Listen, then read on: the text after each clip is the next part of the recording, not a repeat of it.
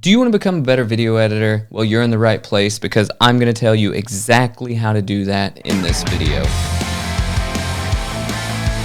What's up, guys? If you're new here, my name is Drucifer, and on this channel I talk about filmmaking, photography, and editing tips, tricks, and tutorials.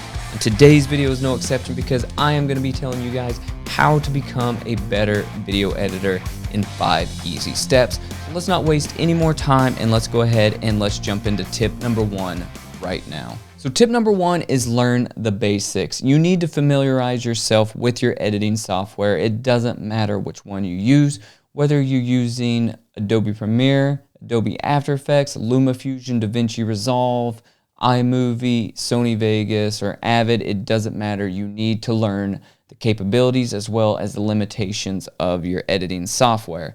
And that way you can be proficient and efficient and eventually turn into an editing professional. I highly recommend starting with the free version of DaVinci Resolve. So if you don't know, DaVinci Resolve has a light version or free version as well as a studio version. The studio version I think is like $300, but once you purchase the studio version of DaVinci Resolve, it is yours forever.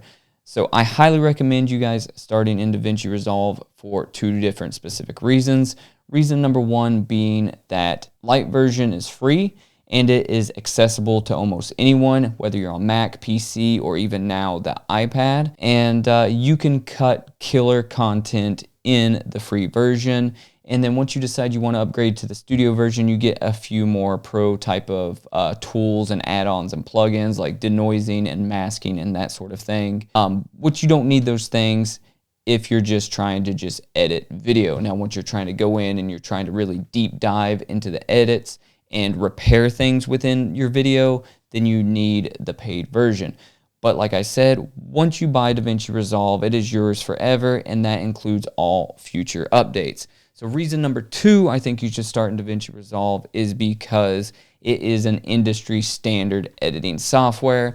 And the way DaVinci Resolve works is it has your editing tools, it has your color grading tools, it has your VFX tools, and it has your audio effects tools all built in. So once you learn how to edit in DaVinci Resolve, you can edit in almost any other editing software with ease.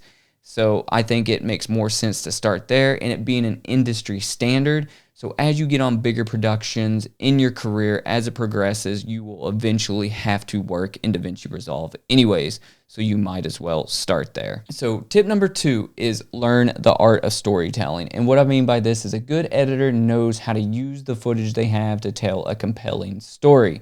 So it doesn't matter if you have junk footage or if you have beautifully shot footage. You need to learn how to tell the best story you can with that footage. So how do you do that? You study the art of storytelling, you study pacing, transitions, and shot selections.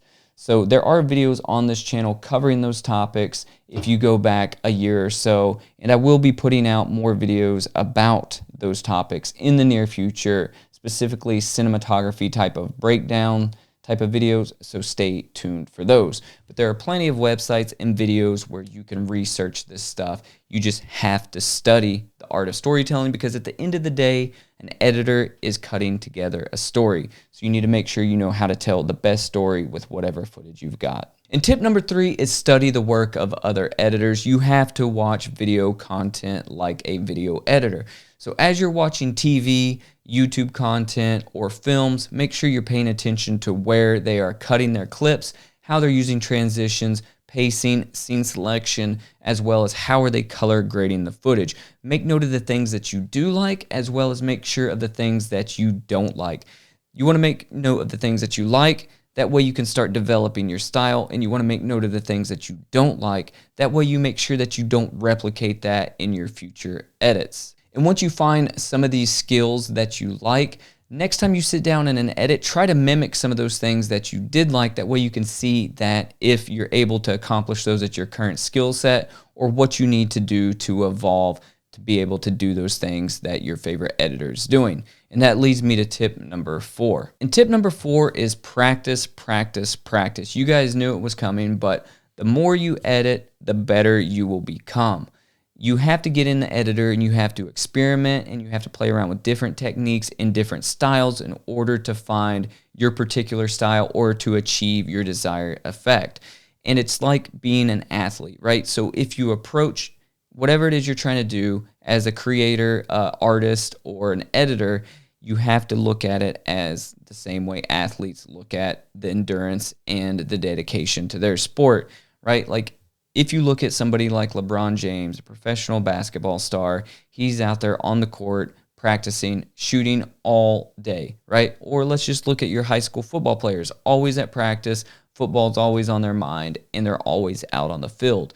As an editor, you need to dedicate the time and the effort and the hard work and the practice in order to not only progress, but to learn the craft if you want to progress your career. And that leads me to tip number 5, which is keep learning. The world of video editing is constantly evolving with new trends, new softwares, and new techniques coming out all the time that makes video editing more cutting edge and also more complex. But with that complexity, we're finding ways to also make it easier to achieve those looks that, you know, are gaining a lot of popularity.